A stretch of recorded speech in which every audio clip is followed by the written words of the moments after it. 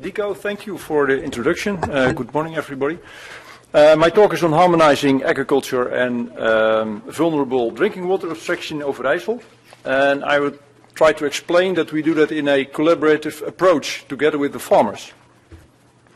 And first, I would like to give some information on the context of the project. This, the starting point of the project is the Water Framework Directive, which has some objectives. And the objective important for us is that we face a diffuse pollution of nutrients, which poses a risk for vulnerable drinking water abstractions. The project itself serves as a pilot. We have selected five most vulnerable recharge areas in Overijssel, the Netherlands, and we are working with 20 farmers, and these 20 farmers cover less than 30% of the agricultural area within the groundwater protection areas. Looking at the measures we have to take or decide on with the farmers is that there is no political support for tightening provincial regulations. So in the Netherlands it's quite easy that the province has the authority to tighten measures if they want to, but there's no political support for it. On the other hand, there is also no political support for supporting the farmers financially. It's seen as paying the polluter rather than helping the functions which are vulnerable. So the measures are based on voluntariness. So we invite the farmers to participate in the project and we try to create a mutual gain. So the problem, more specifically, is nitrate concentrations, which are exceeding standards in recharge areas.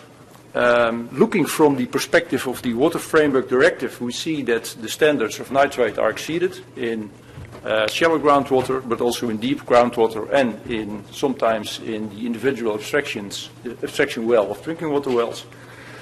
And that threatens or may be a risk for another Water Framework Directive objective, which is a reduction of the purification effort to produce drinking water. However, if we look at these objectives, we see that they're not too close to the farmers. So it's not an objective which you can use as a farmer for your management. So for the farmers, we have a clear objective related to their agricultural management, which is the soil nitrogen surplus of a maximum of 100 kilos per hectare. And the amount, 100 kilogram per hectare, is taken from a experimentally farm, also in the eastern part of the Netherlands, on very poor sandy soil, in which, let's say, decades of that amount of nitrogen surplus results in approximately 50 milligram nitrate per liter. So this is a clear objective for our farmers. And if you look at the gains, in our mutual gain approach, that the province and the water company, they are focusing on the improvement of the groundwater quality and the reduction of the risk for the drinking water. And the gain of the farmer at the same time is that increasing the operational result of the farm will increase by optimizing the use of the nutrients. In addition, we see that the policy with the everything concerned with the agriculture is changing very, very quickly, and they really like some help anticipating on future policy developments. The tool we use in the analysis of the farm system is the annual nutrient cycle assessment. I'm sorry for the quote, but the annual nutrient cycle assessment. And what we do is, for each farm, we follow the nutrient cycle, from fodder to cattle, from cattle to milk, from manure to soil, and from soil to crops. And by following the whole nutrient cycle, we are focusing on the losses which are specific for each farm. You fill in the form for each farm and you get your results for each farm. There's only one problem, that reduction of losses benefits all, that's for sure. But the nutrient cycle analysis assessment only produces figures. It does not produce any, let's say, effective measure or what. It only produces figures. So you have to decide on your measures after. This is in Dutch, I'm sorry for that, but it explains what we are doing. Is that on the one hand, It was too much to translate. But on the one hand, you have the specific figures for your nutrient cycle for each farm. And you have, let's say, a long list of measures which are, let's say, potential measures to be used to increase your farm management. And you discuss the measures which might be effective. You discuss them together with the farmers, whether it's, let's say, feasible to implement these measures in the farm management, in their and sometimes the measure is already implemented, sometimes it's considered, and sometimes farmers really want to give it a go and to try implementing them. The implementation of measures is, let's say, something special. It's not just handing over a list of best management practices or measures. But we use several steps for that. So, on the one hand, we try to explain the measures and illustrate the measures by field demos. For instance, here you see two examples: grass in maize as winter cover crop. And you see on the one hand, the mutual gain, uptake of redundant nutrients by grass, preventing them from leaching. That's the gain for the province. But on the same time, you increase your organic matter and your structure, which is, let's say, the gain for the farmer. And comparable, we see the application of manure exactly with the maize, with GPS machines, which helps you that you have the same yield of maize using less manure, and on the same time you can use the manure on grassland to increase your yield on grass. So we illustrate the measures. The second step is helping the farmers to implement the measures in their management. Every farm has specific management, and you help them with the measures in their management, and we help them solving problems doing so. So we have quite, let's say, a intense contact with the farmers on implementing these measures. If you look at the results, then we see that the soil nitrogen surplus really decreases fast. So in a couple of years, we went from 165 to about 83, which was a very, very, very good year, meteorological scene. So that was a little bit, let's say, too good. 2015, it went a little bit up. But what you see is that there's a strong decrease in your nitrogen surplus, and we are close to 100, but it's not yet stable. In addition to monitoring the management of the farm, we also monitor the groundwater quality.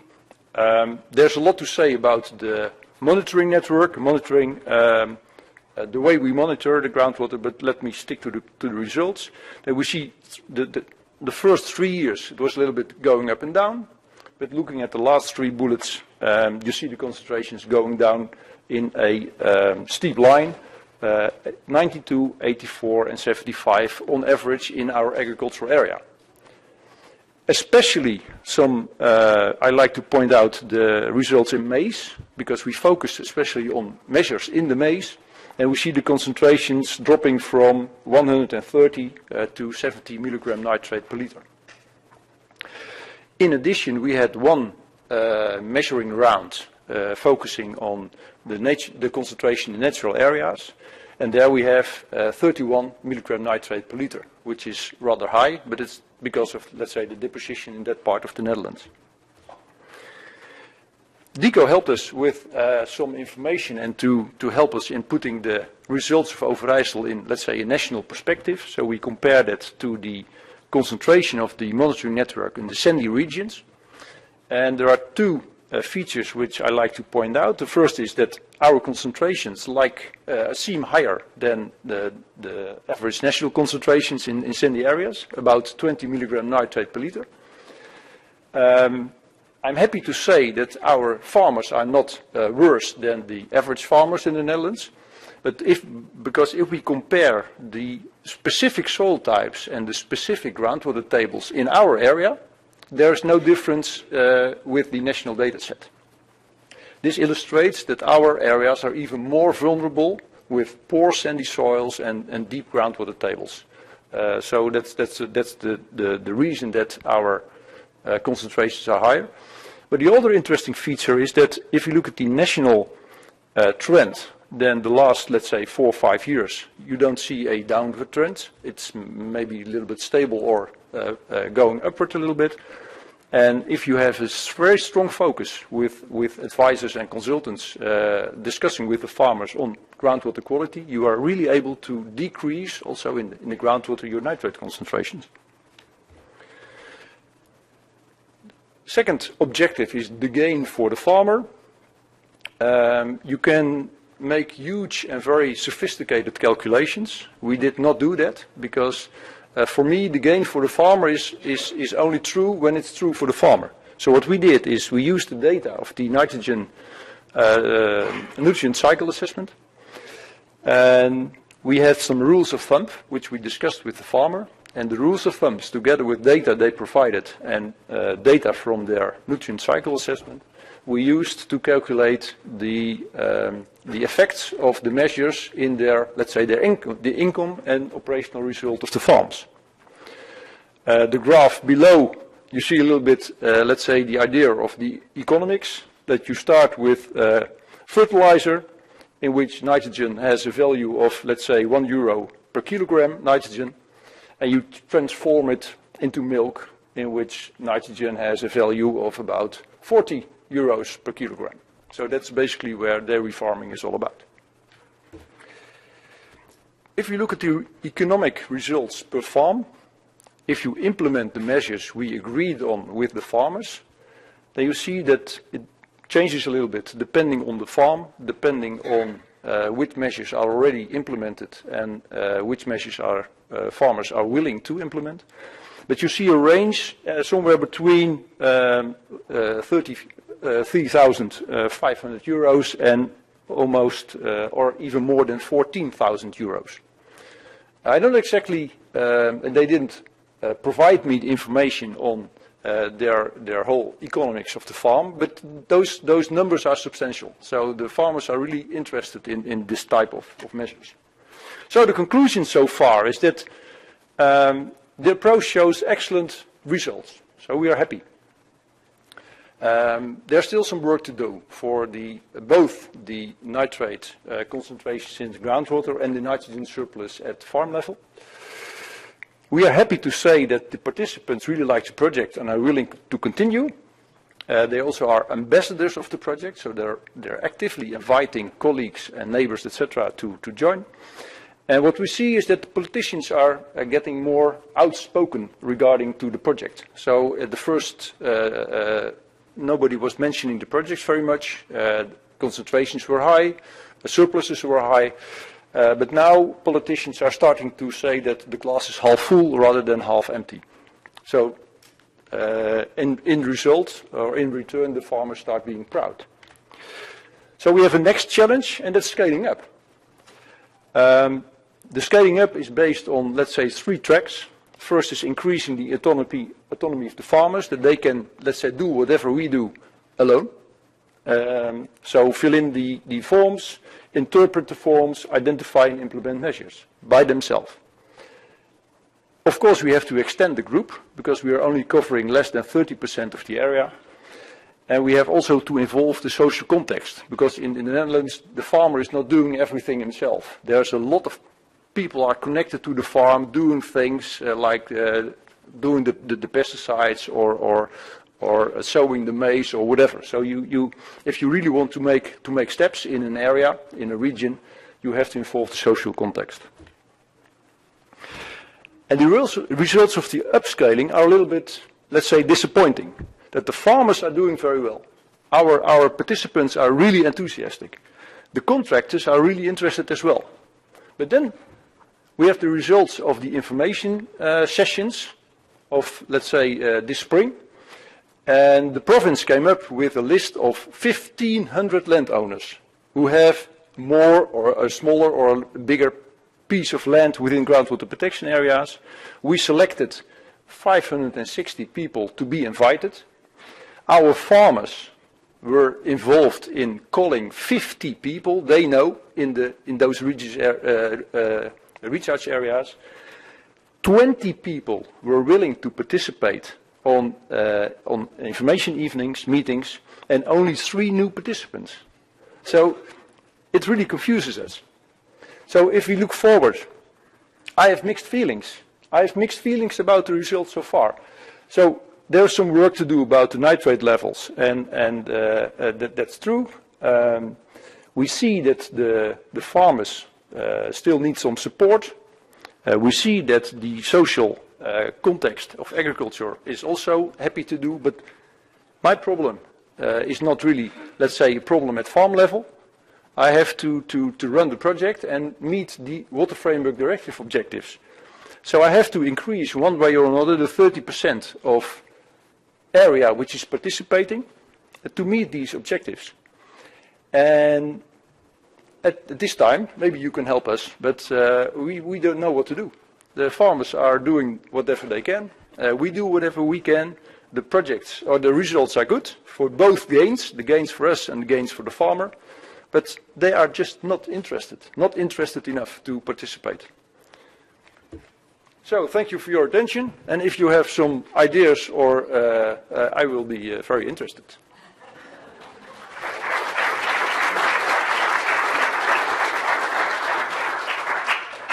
Okay, thank you, Koos, for this presentation and also for keeping in time. We have time for questions.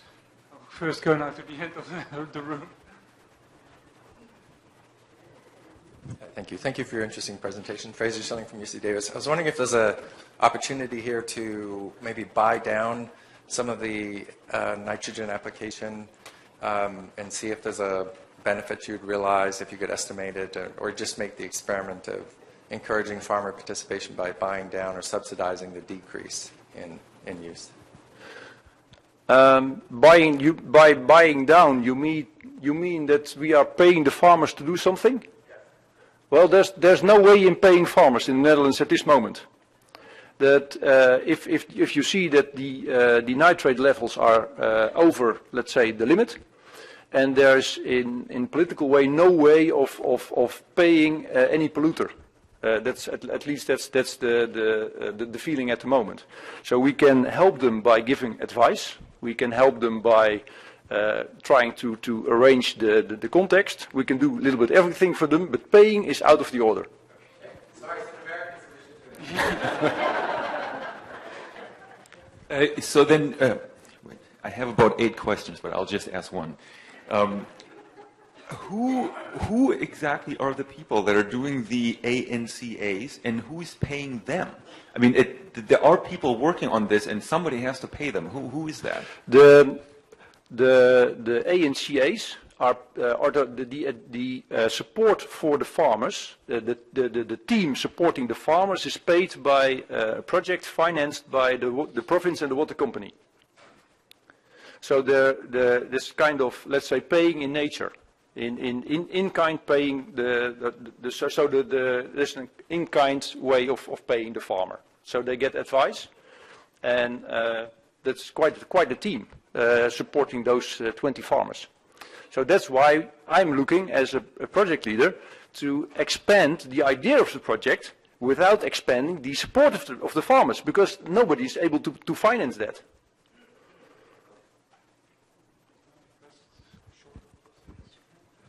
Just a short question. Regarding the groundwater monitoring, did you use dedicated groundwater monitoring wells to collect your data, or did you use existing wells that were already on farm? No, we use open borehole measurements, like in line with the monitoring network Esther explained, to be comparable with, at least the way of monitoring is comparable to the Dutch, the national Dutch monitoring network for sandy